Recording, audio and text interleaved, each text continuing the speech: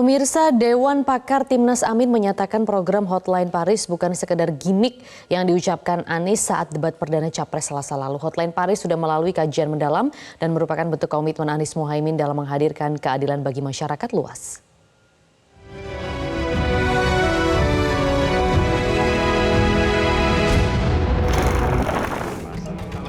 Tiadanya keadilan di tanah Papua. Dewan Pakar Timnas Amin mengelaborasi sejumlah poin dalam debat yang telah dipaparkan oleh Anies Baswedan dalam debat perdana, yakni soal keadilan, kebebasan berpendapat, hingga pemenuhan hak-hak warga negara oleh pemerintah.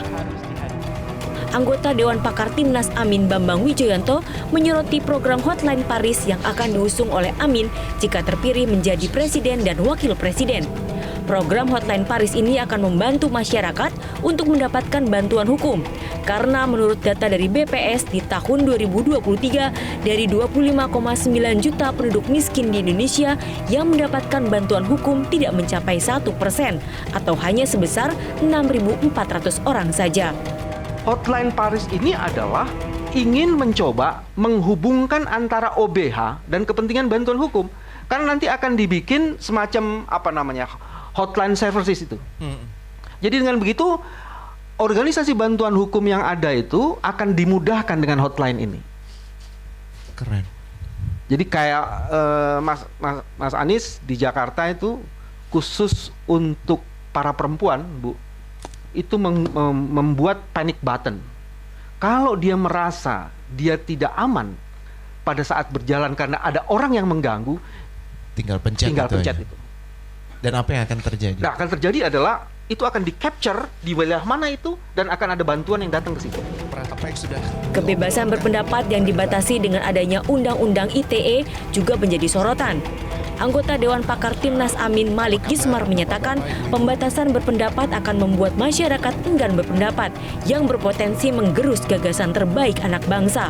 Kebebasan berpendapat itu sebetulnya darah dagingnya demokrasi, ya.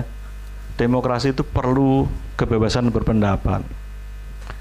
Jadi orang tuh kalau bebas berpikir, Mas Rene, harus bebas berpendapat. Dan di dalam kebebasan berpendapat itulah kita akan mendapatkan ide-ide paling baik. Paham. Kalau kebebasan berpendapat itu diberangus, dibatasi dan sebagainya, kita suppress, kita tidak akan dapat ide-ide yang terbaik. Potensi-potensi terbaik dari bangsa ini tidak akan keluar. Siap.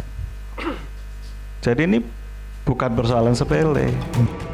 Tak ketinggalan, Anies juga menegaskan komitmennya dalam hal pemberantasan korupsi melalui revisi Undang-Undang KPK dan pengesahan rancangan Undang-Undang Perampasan Aset. Sementara untuk mengikis budaya korupsi dan orang dalam alias ordal, Anies menilai perlunya pendidikan anti korupsi sejak dini dalam kurikulum sekolah. Tanamkan nilai-nilai anti korupsi dalam kurikulum sekolah. Itu juga ada. Jadi ini sebagai gerakan rakyat semesta. Jadi semua merasa memiliki negara ini. Itu yang pertama. Kemudian yang kedua, semua bisa memperoleh keadilan dengan mudah. Yang dirasakan selama ini adalah yang dapat memperoleh akses terhadap keadilan adalah orang-orang yang sangat terbatas. Kalau kita bedakan itu, ada orang yang memiliki akses karena kemampuan uang, ya. Kemudian kemampuan kekuasaan, kedekatan dengan kekuasaan yang disebut dengan ordal tadi.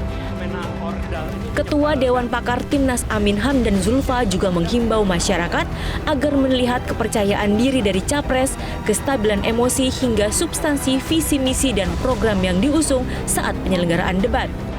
Momen debat sangatlah penting karena bisa mempertajam visi misi dan program capres sehingga publik mengetahui pemikiran dan tidak merasa seakan membeli kucing dalam karung.